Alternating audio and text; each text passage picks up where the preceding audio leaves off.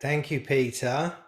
So, those of you who don't have your cameras on, you are welcome to put them on, because then we can have a connection, and connection is really important for what's going on here. What I see it as, just to give you like a little understanding as to what I'm into, I see it that each one of us is like a brain cell in the brain of humanity, and a brain can only function well if all of the brain cells are communicating, and they're communicating well, and they're communicating effectively, and that they're open. One of the things that human beings in this day and age at least don't do, and probably what you're not doing right now, is you're not communicating effectively. Right? So turning on your camera is one way to open yourself up to an interaction. The other thing that happens, and that's in the title for today's event, is that what happens around me is something called Enlightenment Transmission. I'm not borrowing that from any tradition. This is something that has been happening time and time again. And I've been doing this, or I've been involved in this thing that I'm sharing for 21 years. I started sharing it because I got enlightened in the year 2000, and I had been seeking enlightenment from being from a very young age. Basically, I came into contact with yoga when I was 5, and I was reading about yoga and meditation and pranayama when I was 7. So I was exposed to the concepts of enlightenment, and that put me on a quest where I joined my first spiritual group when I was 11. I joined an ashram when I was 17. But what I can say about all of that is that the spiritual groups that I went to, the techniques that I did, and the books that I was involved in, and the spiritual leaders and gurus that I had a connection with, I would say it didn't cause enlightenment. So I'm very clear about several things. One, that I'm enlightened. Two, that enlightenment transmission happens around me, and the techniques that go on, and the games and the politics and the various kind of codependent relationships that go on in spiritual groups, as far as I'm concerned, they didn't get me enlightened. And as far as I'm concerned, they're not going to get you enlightened. For many people, enlightenment is a faraway concept. In fact, I would say it's even a dated concept, that most people are not concerned about getting enlightened. What they are concerned about, I'm just trying to get rid of this, people are coming to the waiting room, people are coming to the waiting room all the time. It just keeps flashing up in my screen. I don't know, could we just leave it open, Peter, like for a minute or two, just let people maybe filter in, and we don't see them coming in. But for enlightenment is a concept that for many people, when I came into contact with it, it existed. It was coming really from the East. And so the way that it's been mediated to the Western mind has come from the East, but the way it's been translated, I would say, probably wrongly, probably in an idiosyncratic way, probably in a cult-like way, under the charismatic leadership of various Eastern people that came to the West. And I would say that still, although there's a lot more dialogue around enlightenment, there's a lot more investigation, there's a lot more communication, still it is a very twisted concept that doesn't actually align with reality. My interest in enlightenment is only because I experience it, and because I see others come close to experiencing it immediately and in a very real and direct way. I'm not really interested in academic discussions about enlightenment. I'm not interested in discussing the past about enlightenment. I'm only interested in actually having a real and direct and tangible experience. That's all I'm interested in. The reason why I'm interested in it is because the way that I would define enlightenment is not something far away.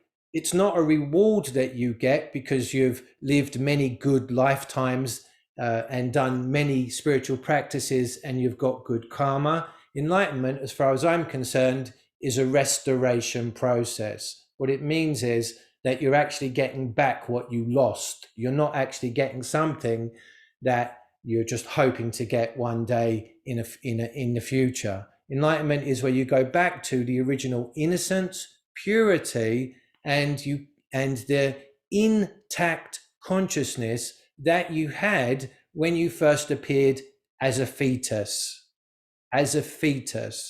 Because as soon as you appear in the fetus and you're in your mother's womb, you're now already going off track. It's in the womb that all of your bad programming starts. You're still quite lovely, and you smell nice, and you're quite pure when you pop out of your mother's womb, but you've already lost some of your purity and innocence. And during the next year or two, living life as a baby and as an infant, that purity, that innocence, that spontaneity, that openness, that love, that joy, that intimacy will be lost. And in my experience, the people that I come into contact with, they don't remember that time. So to talk about that time, you can't have a conversation about it. And so to talk to you about the innocence and the purity that I still see exists somewhere inside you, you can't talk about it. So all these conversations that people are having about enlightenment is actually divorced, disassociated, it's fanciful, it's in a fantasy land. It has nothing to do with that innocence and that purity. The only way to get you back to it is really to get you moving towards that experience. I see enlightenment as basically being yourself and living it. And that's quite important. It's being and doing, because a number of people would say that they know who they are, but they're not living it. If you really are established inside of what you are, nothing else exists. You cannot be anything else. A person who says that they know who they are, and many people mean that intellectually, and they don't know who they are, because basically knowledge, language, and concepts aren't reality. Knowledge, language, and concepts are broken, twisted, and inadequate. And they're also actually engineered by thousands of years of control of societies to make sure that you're never going to rest in your being. So this infects spiritual groups and spiritual teachings and hierarchical power structures and all kinds of things.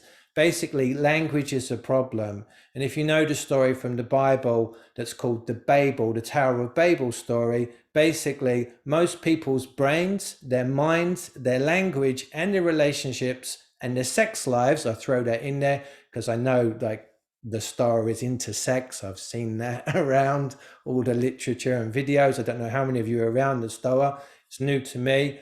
But their sex lives, their relationships, their way of relating to themselves. Basically, there's three types of relationships. How you relate to yourself, which you probably don't. How you relate to others, which you probably don't. And how you relate to nature, which you also probably don't do. Those three relationships are broken. And getting people back to those relationships requires coming into contact with your life source, the life force energy that comes from somewhere that we don't see. We don't see where energy comes from. We only see what happens once it arrives. I was walking in the forest today and there was a tree that was broken. I don't know if it was broken by the wind, probably by the wind, but sometimes they snap because of lightning. You never see it coming. Similarly, as I'm talking to you, the life force that is animating me, that is allowing me to hold myself upright, that is bringing my voice through to you, that is modulating my voice through my lungs and through the use of lips and mouth and throat and all of those things, the focus that I'm keeping on the screen as I'm watching all of you, all of those things are the after effects of the life force energy. what I'm interested in having people have the experience of, but it's not done like this. You'll hear a concept, but you can't practice it this way. What I'm interested in people having the experience of is traveling back up the energy line from manifestation to where it's actually coming from. Now, you can't do that by me telling you that that's what should be done. You can't do it. You don't understand what I'm saying. And if you try to put together some ideas in your mind and go, okay, right, I'm going to go back up the ladder to where the source of my consciousness comes from, it's not going to happen. And the reason for that is because, well, for one, your language is broken, and the way that you think primarily is based on the language that you have been taught. If, for example, English is your primary language, your way of seeing time and your way of putting ideas together will go from left to right. Whereas if your way of language is primarily Hebrew, it will go from right to left. If it's Japanese, it will go from the top and it will go down. That's how you're going to arrange things spatially. When I'm talking to you, also when I'm watching people, you have the various experiences of your life are spatially arranged around you. And when you wake up in the morning, you are moving in the same space of dream time that you were moving in when you were asleep. So when I meet people, they're still dreaming, but they don't realize it, because it's like when the sun comes up in the morning and the full moon seems to disappear. If the sun and the moon are lined up and they're almost near each other, the moon will disappear, but it's actually still there. Similarly, your dreaming doesn't disappear when you wake up, it's still there. It's just that you're so occupied with being in this world, and you're very occupied with using something that I haven't mentioned yet called your identity. Your identity actually is some kind of tangible, animated structure. The only thing is that your identity is an imposter. It's an illusion. It doesn't really have its own real tangible source. It's not like, well, here's my body. That's real. That can be felt. That can be touched. But your identity exists symbolically as a representation of your reality somewhere in your mind. And when your consciousness comes into contact with it, it gets seduced, it gets hypnotized, and it gets lost in the inner life of the symbolic representations of reality, which are quite often, and probably always will be, erroneous, unfactual, and problematic, and quite often messy. And it's not just in the person's mind that this mess exists, but basically every experience that you've had, every thought that you have, every emotion that you feel leaves some kind of stain or residue within inside your body. It will affect your nervous system, and your memories will be located around your body, so that if you were touched in a certain way, or if you had an accident and the pain went into a certain part of your body, every time you come near to that place, and this is in your unconscious, so you won't necessarily be aware of it, you may go into a fearful state, pain, suffering, joy, or ecstasy, but it's all rehearsed. It's not fresh, it's not new. What most people are doing is they're recycling their old experiences. They're not actually having fresh experiences anymore. The way they talk, the way they think, the way that they behave, the way that they relate to other people is all behind many fences. And those fences are learned ways of being, relating, and mostly censoring themselves. Most people are busy, involved in the activity of not showing what they think, not showing what they feel, not showing who they are. When a person does that, they are going to lose contact with who they are. They're going to not be able to look at themselves, because once you start censoring yourself, once you start limiting your self-expression with others, you're actually cutting off from the very signs and markers and tools that you need for self-awareness. This is basically like if you stick your hand in a glove, then you're not going to be able to feel the world. So you might be protecting your hand from the cold or from toughness or roughness. You might be hiding your hand, but now your hand is not in touch with the world and the elements. It's no longer sensitive anymore. And if you really hide and protect your hand deep within inside a very thick glove, it's going to become insensate. Basically, it's going to go into what happens when people are put into sensory isolation or sensory deprivation for an extended period of time. Your hand is going to hallucinate. It's going to hallucinate a world that is based upon its memories of how the world once was. And that's basically what happens in your mind with your identity. Your identity is hallucinating a world that you once had experience of, but no longer exists. Well, I think I've said enough now.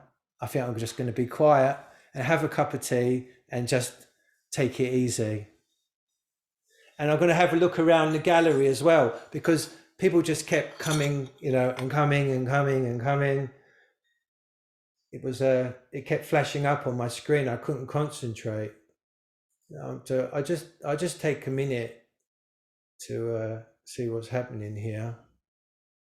And actually, while I'm doing that, I would like to hear some voices, because when I hear your voice, I know that something's happening. Right? So any of you can unmute yourself, and you could just, at the very least, just say where you're from, or just say hello, right? Just say, hello, I can hear something. Go ahead. I just drink my tea and milk. Hi, Dave. My name is Adi. I'm talking to you from Florida. We've been exchanging emails the last couple of days. It's good to see you. Thank you. Can I ask a question? Is that okay to do right now?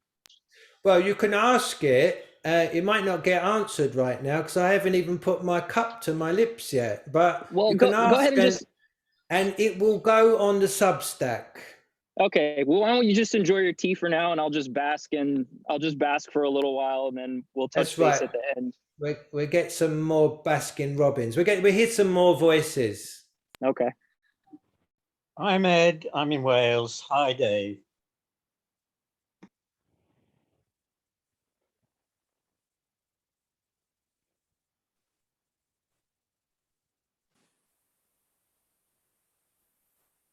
Hi, Dave. I'm Somani. I'm in Toronto. Really happy to be here with everybody.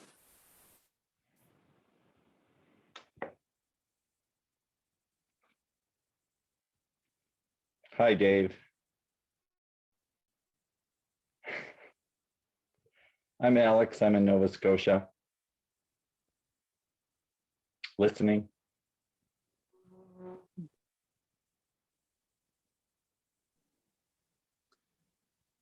Hi, Dave. This is Jasper and Rita. Yes, I'm Rita, and he's Jasper. From Seattle. Don't think that I'm Jasper and he's Rita. Together we are Simone. Yes.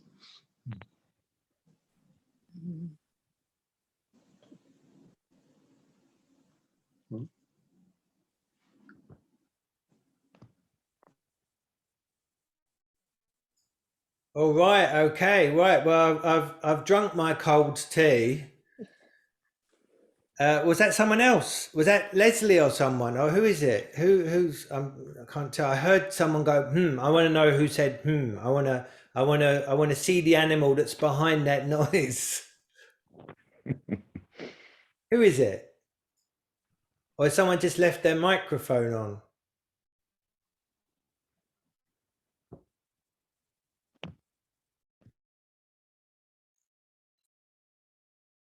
I'm muting myself. I leave that to Peter to mute people then if anyone's left their thing open.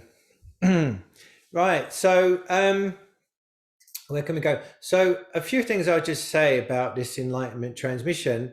So I've been doing this for 21 years, and in my experience, people don't necessarily know that they're in the field. What I would call the Enlightenment transmission is our mutual field, right? So it's not some one-way thing where I'm some big source of radiation and I'm invisibly like moving my Kreskin, like, if you know what Kreskin is, my Kreskin like fingers towards you, and I'm just blasting you in a very conscious way. Whenever human beings and whenever living organisms, in fact, come into contact with each other, they set up some kind of, to use a reductionistic term, they set up some kind of biofield, right? It's around all living things. Now, with the human biofield, because we're masking who we are, we actually, our biofield is what's called in electricity. In electricity, if you have electricity coming into your house and there's a noise in the current, the wiring's not very good, that's called dirty electricity. When you get a dirty signal, it's very hard to decipher it because you have a lot of noise. And normally most people are involved in relating to and putting out a lot of noise.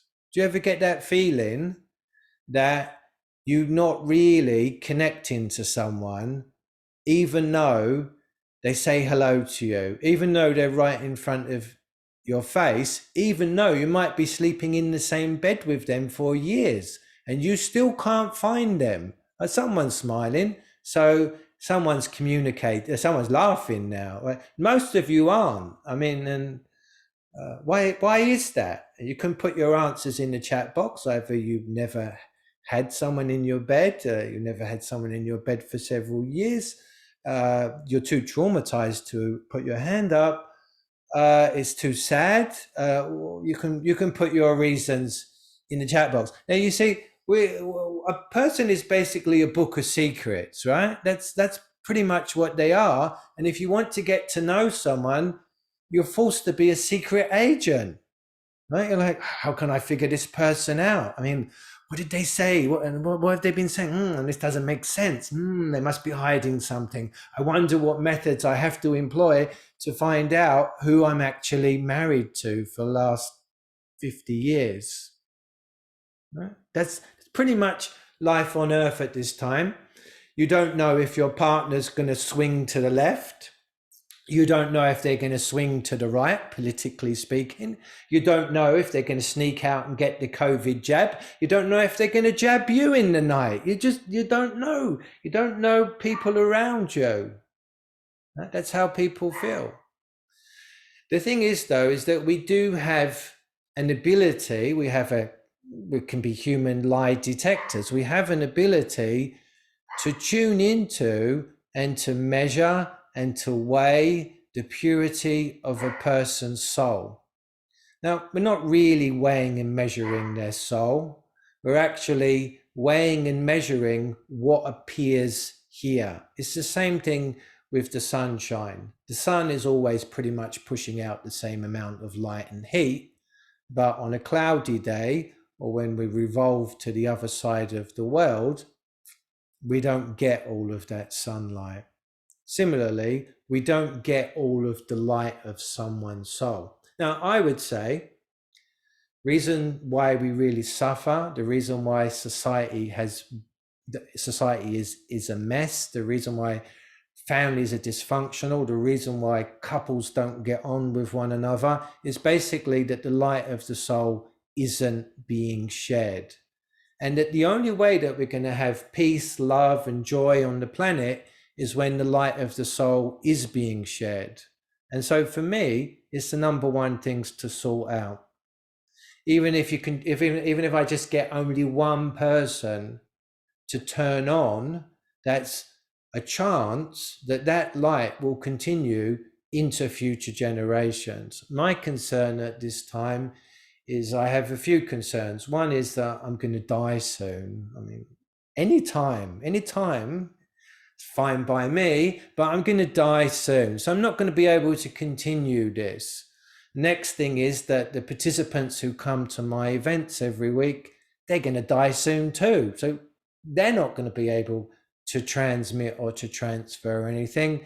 And then there's a very dark cloud going over the planet. You've probably have sensed it. I mean, this isn't like Lord of the Rings stuff anymore. There's a very dark cloud, and it's quite possible that human beings won't be able to sustain free will, consciousness, or the ability to actually know who they are and what they are anymore. Like that may be, people basically may be chemically castrated, and that may be taken away from them, and they may be basically put out to be like farmyard animals working for some evil core that they don't even know who's at the top of it. So these are difficult times that we live in. People are working harder or they're losing their jobs.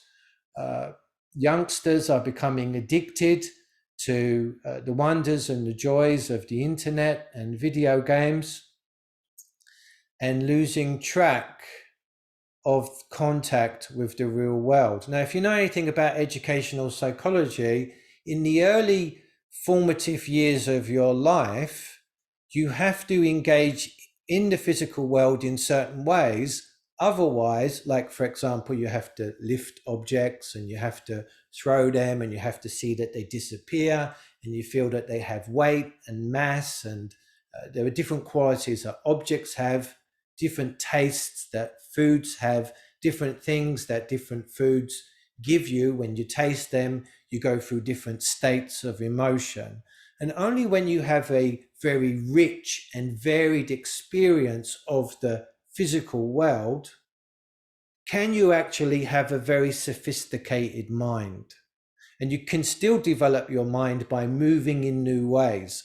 But if you've never moved in certain ways, your mind can't stretch in certain ways. Similarly, people that get involved in music, they're able to think in new creative ways. So the thing is that now what I see is that the kids today, they no longer have simple and easy access to the physical world and all of the ways of relating that are available. And also they are seduced into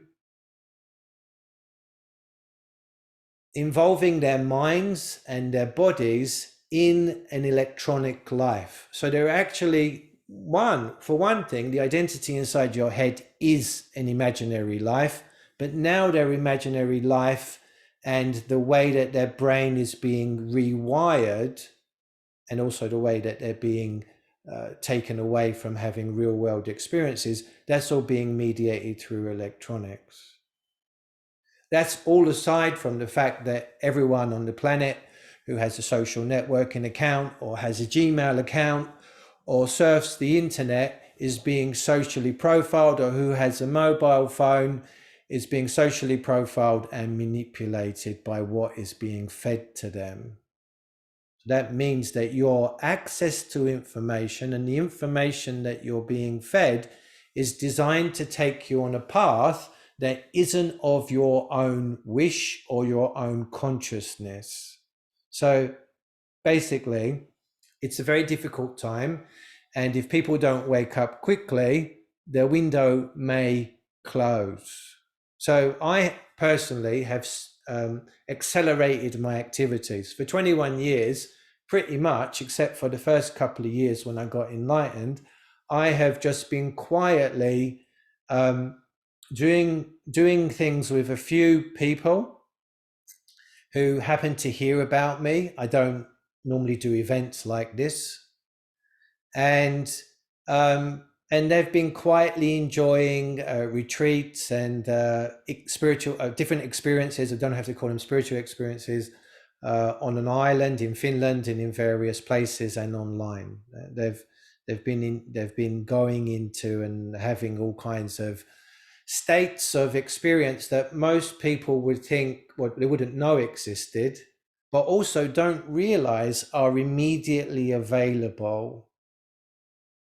And so the title of today's event is Experience First, Understand Later. And when I was a spiritual seeker, and my enlightenment didn't happen until my early 30s, when I was a spiritual seeker and I'd been doing it, say, for about 25 years, my approach was understand first, and then you'll get your experience. Understand the scriptures, understand the concepts, understand the techniques, understand what your guru is telling you. Use your head, explore the concepts, explore the scriptures. It was all wrong. 2 years before I got enlightened, I changed my approach, or rather it got changed for me. I had, for a number of years, had come into contact with physical, tactile, tangible, feeling, emotive, expressive, and cathartic activities.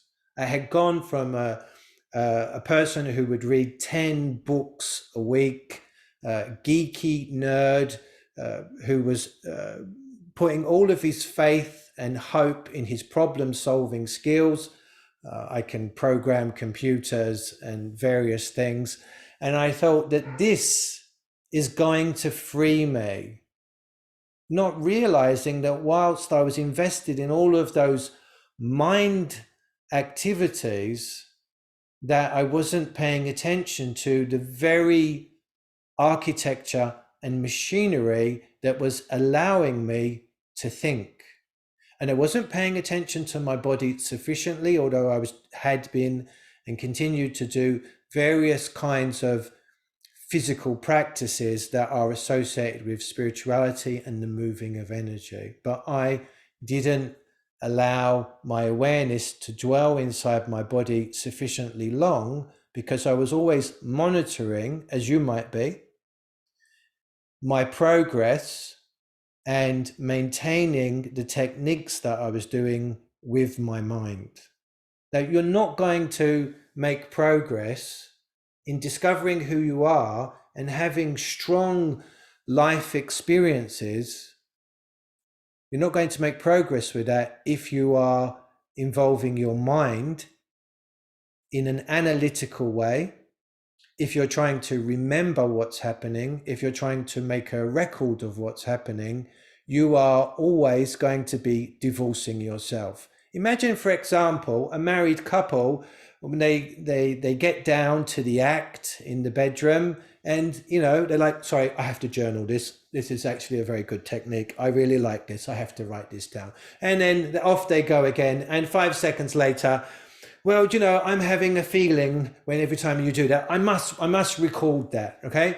That's basically what people do with their minds during meditation, qigong, yoga. They're like, I wonder if I could Snapchat this now. Well, wouldn't it be handy if my phone was here? Okay, Instagram, here I am doing yoga. This is how the world is becoming. Now, I think all of you here, you're not teenagers, right? You're older. So you don't realize how thick and fast this new culture of recording and broadcasting and exteriorizing, which is to experience and see yourself from outside as an object, as a promotion, and as a production. Now, anyone who knows youth culture and YouTube broadcasting, and the various other things, which I don't know. Some of them, I'm quite sure I don't know them. Anyone who, the gallery keeps moving around in weird ways. Anyone who, someone's got their camera off and so it's just dark. Anyone who, anyway, so that's what the kids are doing. You haven't got a clue, but you have already been going exterior to your experience. You have already been overly thinking your experience. Quite sure why everything keeps moving around. And every time you do that, it's basically like a guitarist. You're taking your finger off of the guitar string. You're playing a few chords. You're going, yeah, I like the sound of that. Then you're taking your hand off to write your notes, because your awareness will normally only be able to be inside your mind, or it will be anywhere and everywhere else. So when your awareness goes inside your mind, you start dealing with a virtual reality. And if you've seen anyone wearing virtual reality goggles and they think that they're sliding down a really long slide, you see them panicking. They start holding onto the chair, and they all of their energy, their nervous tension, their consciousness is completely caught up in the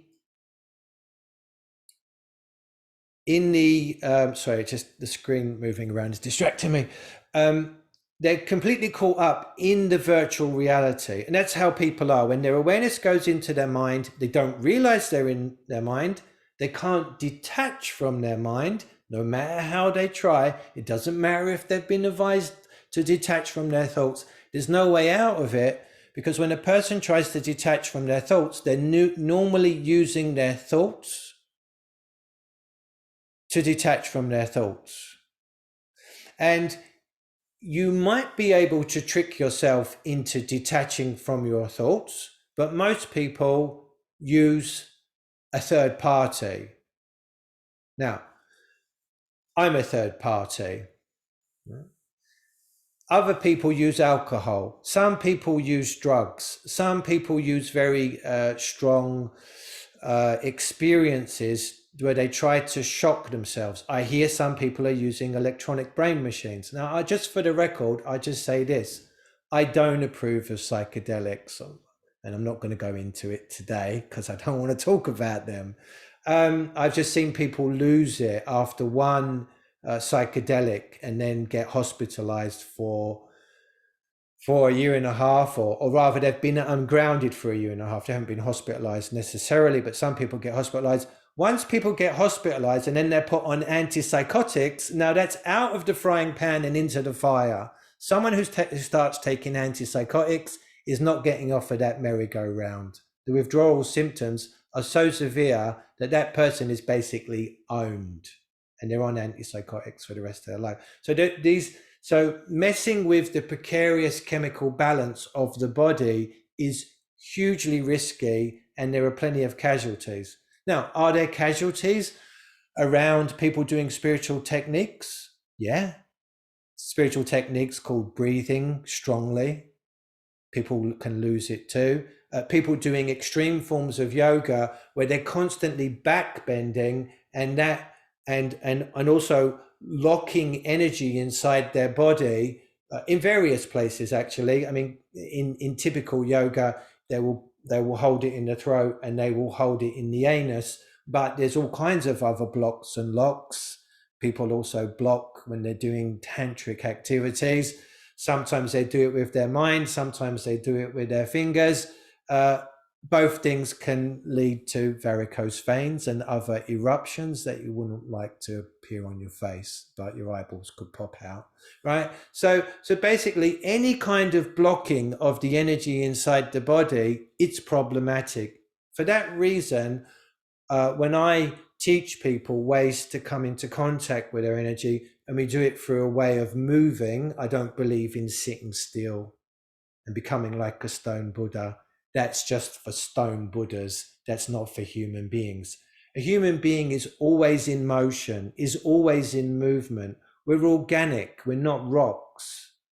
And we constantly have to adjust ourselves to the moving of the planet, the changing of the tides, wind, convection, and having a sore arse, right? We have to keep changing. You like that? You like it? Every time I use a rude word, you're smiling. I mean, this is just cheap comedy when I do that, honestly. You should never reward a comedian just for swearing. It's just, you will ruin their act for them. I'll just say that. But I'm just testing the waters here, okay? I'm just testing the waters. I don't like to swear, by the way. I don't think people should use sexual words in a way that is derogatory to the sexual word, right? I mean, sex is a wonderful, beautiful act, and we should never use a sexual word as a term of offense, because basically it's not a term of offense. Although I will say, I know this is going on YouTube, sorry, mum, right? But if you call someone a wanker, means they masturbate, that is a term of offense, as far as I'm concerned. But I won't go into that. But after 21 years, I started teaching about sexual energy. Why didn't I teach about sexual energy for 21 years prior to that point? Well, the reason is that basically, if you are a spiritual teacher, which I don't like to call myself a spiritual teacher, then basically you get lumped in with all of those seedy, sordid people who are trying to have sex and have been with the same partner forever, and we don't mix it up with anybody else. You get associated with those people, and people think you're just trying to get your end away by hinting at that you are some sexual superstar. So I've avoided talking about sexual energy. Also, I'm English, and it used to be embarrassing for other people. So I'm highly empathic. If I see someone getting embarrassed, I get embarrassed for them. In fact, the way that we work with each other, the way that we relate to each other, and the way that we heal each other is not by some fancy techniques. It's simply by consciousness being present. Now, it's easy to say, and you can get people like someone who's on Oprah Winfrey. I won't mention any brand names. That's already a brand name. But there are people who talk about being in the moment. They talk about being present, but from my observation, it's still a concept. Right? And the thing is that it doesn't matter how many people say that they're present. It doesn't matter how many followers they have on YouTube. It's actually, some people have millions of followers on YouTube and their content is crap. I'm not just talking about spiritual things. I mean, it's amazing how people have millions of followers and their content is crap. So one of the things that you have to do is, if you have to divorce yourself from any idea that there's an authority until you have tested that someone really knows their stuff. This was a mistake that I fell into, this mistake of trusting people, because basically I was a kid when I first came across, as I say, yoga, meditation, and yogic breathing practices. And so I was like, well, the book writer must be right. And then I went to a spiritual group, and they had a guru who was internationally famous. So it's like, everyone was saying the guru's right. So, okay, the guru's right. Then I was led to a few spiritual books, and they're saying the spiritual books are right. Okay, the spiritual books are right. And that was all that was available to me. One of the reasons why I started to share 21 years ago is because I was so fooled, deluded, tricked, frustrated, and miserable by being a frustrated spiritual seeker who was constantly had my heart broken. I was in a number of groups where the groups had to disband because of leadership corruption and other things that were going on. Also, the things didn't work. Also, people were just becoming weirder in the groups. And that is a very general thing that happens. As far as I'm concerned, the most grounded people are not in spiritual groups. The most grounded people are doing practices that use their body, and they might not even be involved in anything that's called spirituality. Right? There are people who, for example, are just digging earth to plant vegetables. They are people who go for long walks in the forest. They swim in the oceans. They have pets, and they really take care of their pets. They are people who understand the value of good ingredients in food, and they cook creatively, and they're in touch with their senses. They understand the energy that the food is bringing, and they can bring it together in an alchemical way. These are the people who are breaking through because they are breaking out. And what they're breaking out of is the deluded, misguided identity that was farmed down to them by their primary caregivers, which is code word for parents normally, but not everyone was brought up by their parents. And where your parents got their identity from, well, they got it from their parents. And this goes back thousands of years. And what we basically have is we have thousands of years of hand-me-down old holy socks. I don't mean holy in a spiritual way. Basically, imagine that you're now wearing the woolly socks that your ancestors wore a couple of thousand years ago. They won't be very functional or practical, and they won't smell nice. That's basically your identity. It doesn't do what you want it to do. Now, I know that there's a little bit of Christian orthodoxy around these parts, so I just quote the Bible for, to get street cred. Right. So basically, this problem of not being able to do what you want to do, but instead finding yourself doing what you don't want to do, sometimes that just means you procrastinate. You're just like, I really want to do this, but I can't. Like, I want to be healthy, but I can't do it. Or I don't want to burst out with anger, or I don't want to be afraid of saying something and shy and retiring and unable to have a confrontation when actually I need to have a confrontation. I need to get it all out. I mean, basically, if you're in a relationship and there are things that you're hiding from your partner, well, that's just going to continue to the grave. And when you die, your face isn't going to be very happy. And that's like the worst embarrassment, dying with an unhappy look on your face. I can't think of anything worse. Think about it. Well, you could soil your pants, right? Which is why in a particular culture, which I won't reference them because, I might get upset emails, but they always carry a spare pair of underwear around just in case they have an accident, and then they have another accident, and then they go to hospital and they don't want the doctors to see the secondary accident they had after the primary accident. There are some things worse than dying. Loss of face. And what most people are doing, let me look at the time, what most people are doing is they're actually maintaining their face. They've got several imaginary faces.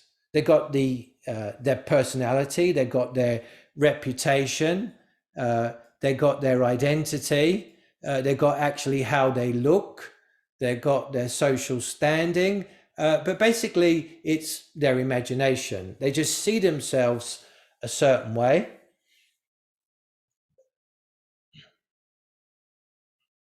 And them trying to maintain it for the dear life of them. And so in spiritual groups, what most people are trying to do is they're trying to do what I observed when I was a young kid going to a spiritual group, when I was something like 15 or 16 years of age. And there was a guru at the front, and the first 3 rows were full of the guru's disciples.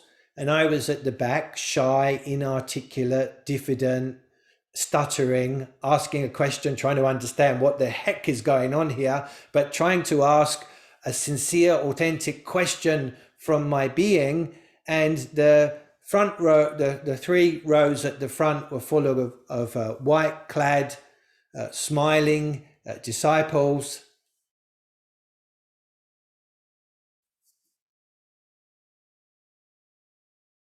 All trying to get some of the guru's spittle or something on them, holy prosciutto. I mean, sorry, sacrament. And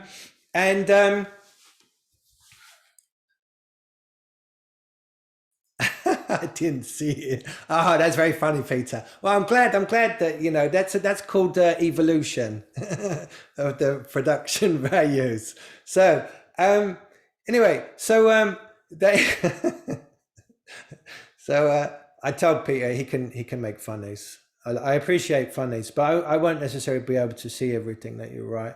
So anyway, so the first three front rows turned around with their fixed smiles, turned around at me, and then turned their fixed smiles into chimpanzee grimaces. They showed their teeth like this. And it was like, how dare you disrupt our guru fantasy bond? How dare you introduce a question which could introduce doubt into our relationship? And that's how many spiritual groups are, not just spiritual groups, all kinds of groups, political group, COVID vaccine groups, all kinds of groups, family dynamics. People want to exist in their fantasy. Now, one of the things that doesn't happen in the group that have collected around the Enlightenment transmission. See, I don't want to say that like what happens is around me. I say it's around the Enlightenment transmission. And what I have observed over the years is that those who have participated in the Enlightenment transmission field start to be able to have open, honest, vulnerable, and high energy interactions with others, even if they don't talk, even if they're not trying to do anything, even if they're laying down and sleeping. Right? A person can be very high energy when they're sleeping, meaning that you can get a very tangible waft of warm, humid Hawaiian air coming off of the ocean. It's peaceful, it's placid, but it's effective. And I have observed that as participants unleash their soul.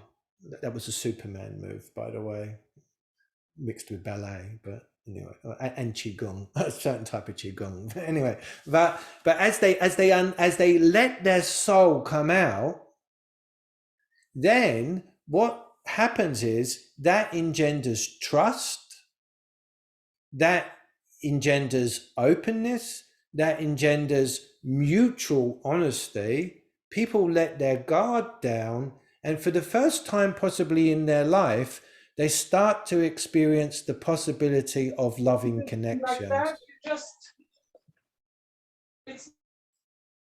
That was wisdom speaking. The name, if you saw the name. Anyway, so I don't even know how that happened. I mean, there's an empty chair. This is very Gestalt. Anyway, so the loving comes out of them. And what I have observed, I'm very happy with what I'm observing, is that the participants who come to my events, I tend to have events on Saturdays and Sundays, but they've been having events on Tuesdays, Wednesdays, Thursdays, sometimes Mondays, and they now have an Australian section that's quite busy on Saturdays. And these are participants getting together, doing their own thing, sharing, being open, honest, and vulnerable. And I'm seeing it that at this time, especially with people going into lockdown, masking, isolation, quarantine, and basically fear of the other has ramped up. And also people have been on a trajectory anyway of wanting to be away from other people. And this is one of the things that goes on in human beings. There is a push me, pull me. There is I want this and I don't want it. I really want love, openness, honesty, intimacy, full body, full mind, full psyche, full open heart expression contact. I really want it. But it's a bit painful to admit it to myself. People reject me. When I come into contact with other people, I also come into contact with their pain and suffering. I find it overwhelming. Some people, when I open myself up, are going to manipulate me. My parents manipulated me. I'm afraid that others will manipulate me too. And all that, what that does is that causes restriction and inhibition. It causes withdrawal, and the withdrawal is basically the energy of a person's soul doesn't come out. It retires into a refrigerator and they close the door.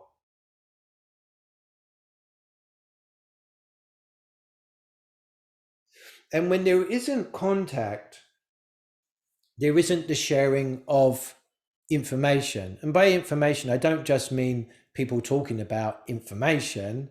I mean that there's information that we receive. For example, when someone you pass a stranger. I was walking my dog today and I was wiping some saliva off of his mouth. I wanted him to look his best, for our next dog contact. So I was wiping some saliva off of his mouth, and an old lady, which was older than me, which is old then, was walking past, and as I looked up, she had this big smile on her face, and I realized that I had a big smile on my face too, whereas I wasn't expecting that. And I was like, we both bloomed at that moment. Our suns both came out at the same time. Yeah, this was a nuclear reaction now, two suns coming together. And she went past, but the feeling lasted. And I thought that must have been really nice and pleasurable for her. I've done my good deed for today. I can actually start just doing nothing. No, not really. I'm just joking. That's how most people think, though. They think, look, I just walked 100 yards. I can now eat some junk. Some people do. That's how they think. But the fact of the matter is that your being wants to be in constant contact, in constant energy, wants to be high energy, wants to be highly aware, doesn't want to restrict anything any of the time. That's how you want to be. But you'll act like shy, reserved, retired. Then when you get people at the opposite ends of the spectrum, they go full metal jacket extrovert, and they end up pushing people away. They leave their own feelings and their own heart behind. They're just basically a thrusting, throbbing penis that is like a heat-seeking missile that isn't connected to the heart anymore.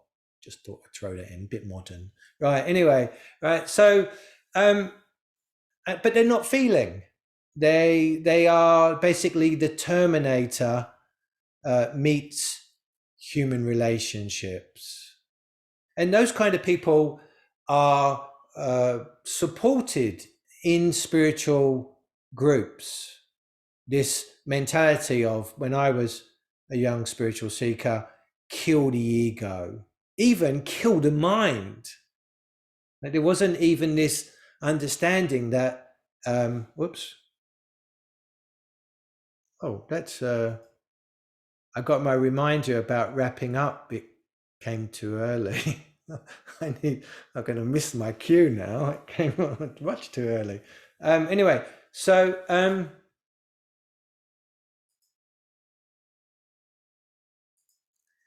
what was I saying? Oh yeah. So spiritual groups actually support when I was a seeker, the killing of the mind. Well, if you kill your mind, that's going to be a huge problem. But I didn't realize it because we exist in militaristic societies where the kind of self-sacrifice that involves maiming yourself goes unnoticed, seen as part of life. But if you injure your vehicle, your body is your vehicle. Inside the vehicle of your body is this very delicate, sophisticated, intelligent, accurate, and perceptive nervous system, right? The human body is basically a carrier of the nervous system. So you don't have to go from the anatomy and physiology map, but just feel how the nervous energy goes through your body from top to bottom. And the reason why you shouldn't follow the anatomy and physiological map is, one, you'll be using your mind, and two, you're going to miss things because energy is being communicated and translated all over your body in lines, in spirals. It jumps from one place to another. There are correspondences in your body. And this kind of understanding is in the acupuncture maps and in traditional Chinese medicine and in other places as well. It's in Western body work as well, if you can find it. The thing is that a person who doesn't have the paradigm in their mind to accept something might exist that they haven't been taught about in their limited understanding of science will block out that they're having an experience.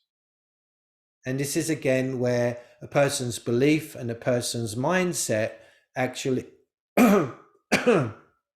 that's a restriction, actually restrict them from having a perception of what's going on. I just need to get some tea. It's almost come to an end. Let's hear someone's voice while I'm having my tea. Just hear a voice, you know. If you want to belt a few lines of a song, do that. Whatever you want to do. Kermit the Frog, right? You can do Kermit the Frog. Yeah, you can burp. I don't mind. Hi, hello, Dave. I'm third party too. I want to be on YouTube because I have a channel. I don't have a lot of viewers on it. Last World.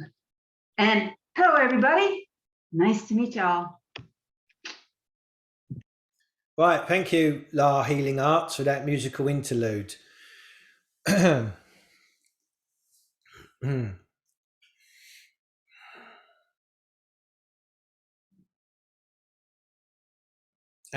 I can also do quiet, by the way. I mean, today because of the time limit that we have, I've kind of rushed into this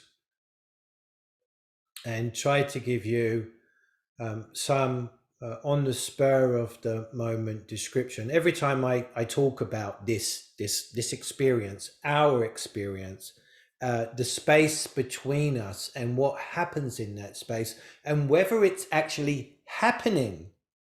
We have this expression in England, like, and I'm sure you have it in other English speaking countries, but it's like, nah, it's just not happening. You can apply that in all kinds of ways, in all kinds of situations. Nah, it's just not happening, right? So you can apply. So the thing is that what it means is that between you and me, it's not happening. And if it's not happening, then normally what two people will do is they will just turn around and they will walk away from each other.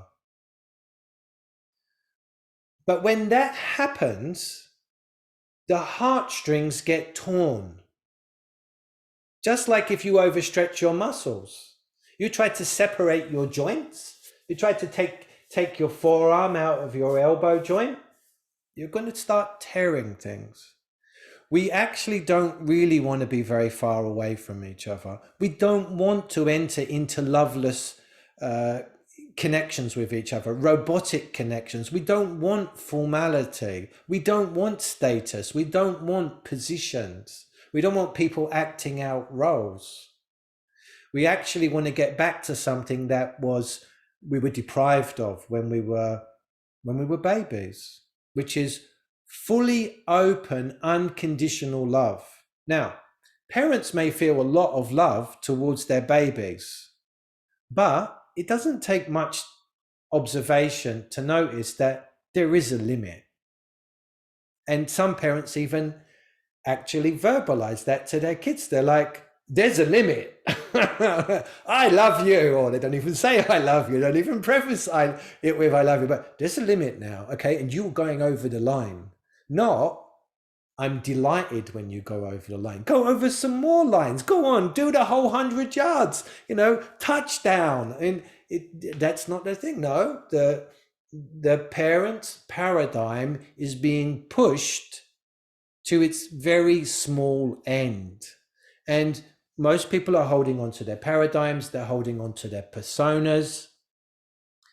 And a bit more of a complication, which I think is too complicated to go into today. But what most people are holding on to is a bag of sub-personae, like little ping pong balls with faces on them. Most people have a bag of sub-personae. I don't want to go too much into it, but basically the sub-personae are a splitting of the primary persona that a person has, and then it splits, and and when it splits, some of the life force energy goes forward to be the public facing persona, and some of the energy gets left behind and it goes underground. It becomes subconscious, and part of that person's persona, maybe it's openness. Their openness goes down. Next time they get another incident, their trust goes down. Next time they get an incident, their joy disappears. Next time they get an incident, their confidence gets eroded. Next time an incident comes, their optimism disappears.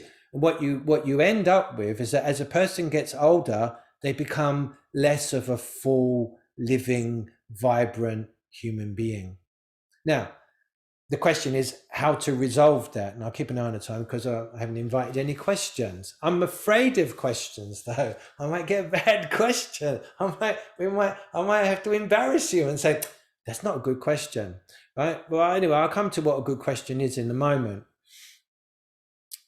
Because there's no point asking useless questions, right? There's no point, except for to waste time. And some people think that life is about wasting time. That's the most that they can do with their days. How can I waste some time today? How can I waste some more time? Oh, that was really unsatisfying. Next time, maybe I can satisfyingly waste some time. But I think, no, you're here designed, created to relate in particular ways. There's nothing mystical about this. There's no hidden code that you have to uncover. You are here, just like everything is here on the planet, to relate and act and behave in certain ways. The thing is, you're not doing it. You're not doing it. You're not doing it.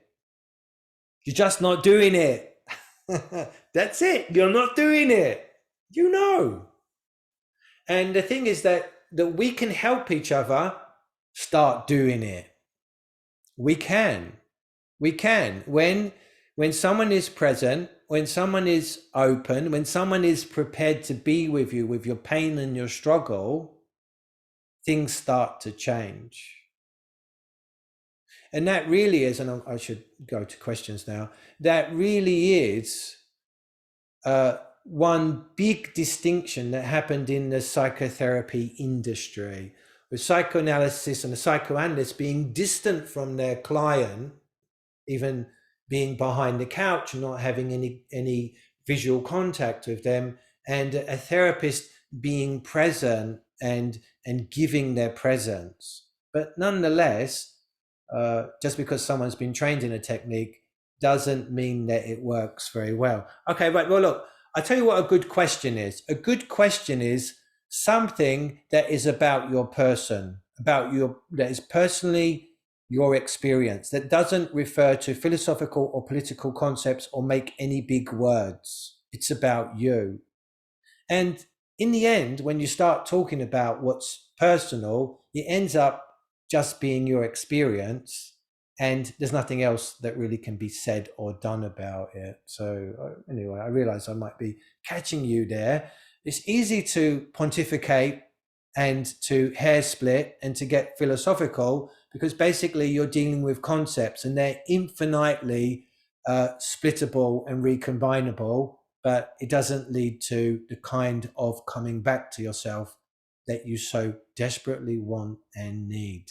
All right, well, look, I'm just happy to hear voices now. That's like, what you're supposed to do, isn't it, when you present? So anyone who wants to say anything, you can. It's all good.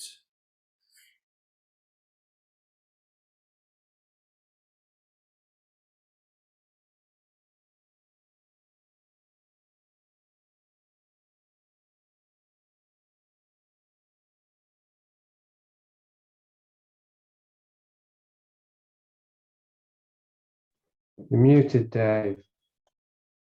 Oh, right. You don't have to ask permission because I won't see you possibly asking. So just jump in and let that be the motto for life. Just jump in.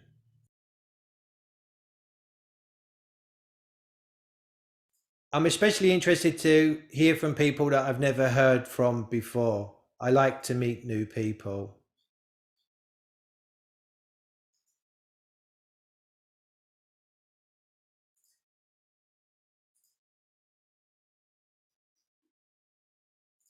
Oh, well, that's it then. Hello, Ella. Hello, this is Ella. Oh, it says I'm muted now. Can you hear me? I can. Super.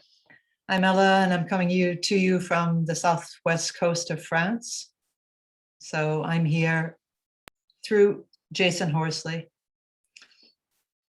Okay, right. Well, thanks for making yourself known. And I'm so happy to hear that, you're at least in a nice location.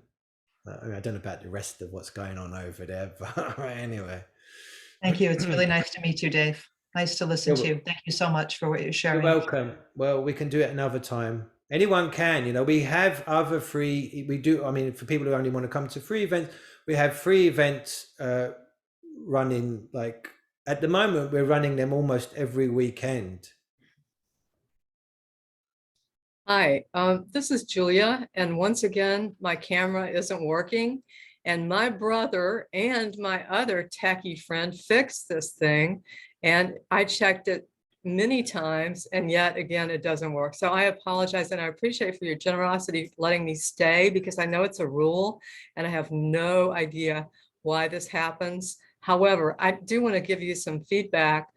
I was on your call 2 weeks ago, and afterwards, I noticed this really interesting swirling energy, counterclockwise swirling energy in my abdomen for hours. And I thought, oh, that's interesting. And there had been interesting things that I mentioned last time before I signed up. This time, it was really much wilder. The swirling energy, I was inside it, and the synchronicities were absolutely stunning. And I just want to say, it was yesterday was very wild, today very quiet, but thank you. I'm enjoying these, and I'm sorry about my damn camera. I don't know what's wrong with it. It works all the rest of the time with other people, but with you, it blacks out. That's it. Yeah. Well, thank you. Apology accepted, and thanks for that little laugh at the end as well. That's really what I listen out for, the non-verbal signals. And you adequately compensated for your visual disappearance and tech stuff. I actually like getting involved in tech stuff too. It's not just minds and psyches and bodies, although I don't touch people's physical bodies. I haven't done that for years because I don't need to, but I used to work on people's bodies a lot. I loved it. All right, who else? Oh, keeping an eye on this. So we've got 6 minutes, I think.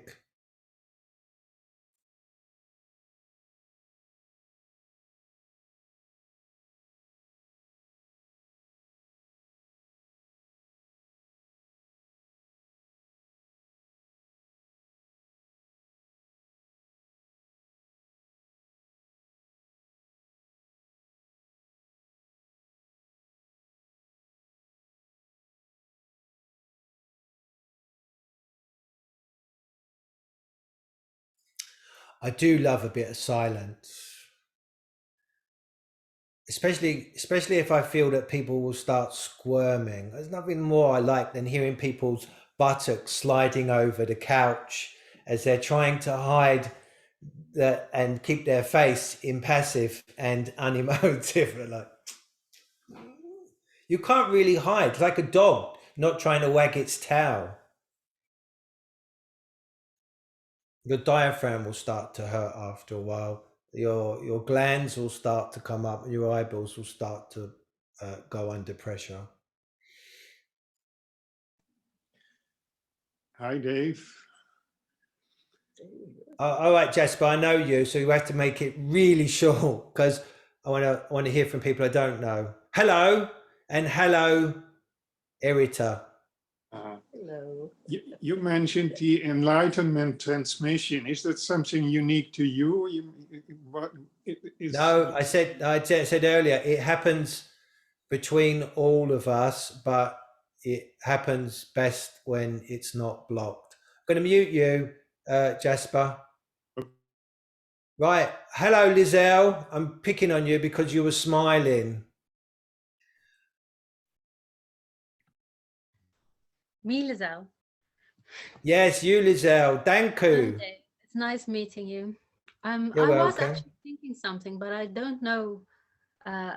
It's really random, I think. What's up with the moon?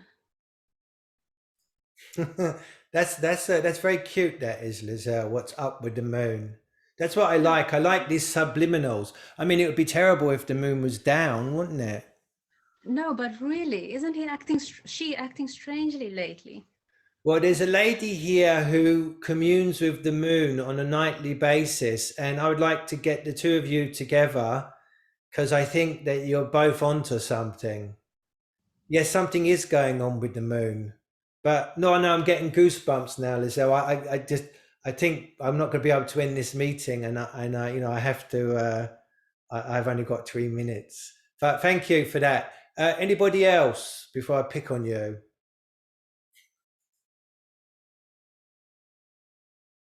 I'd like to pick on all of you, but there's not going to be time for it. Some of you have to be invited to dance. So just make your way over to my website, join my newsletter, and you'll get information about free events. My website is daveoshana.com, spelled like my name. And I should call it enlightenmenttransmission.com. I do own the domain called enlightenmenttransmission.com, but technology moves slower than my lips.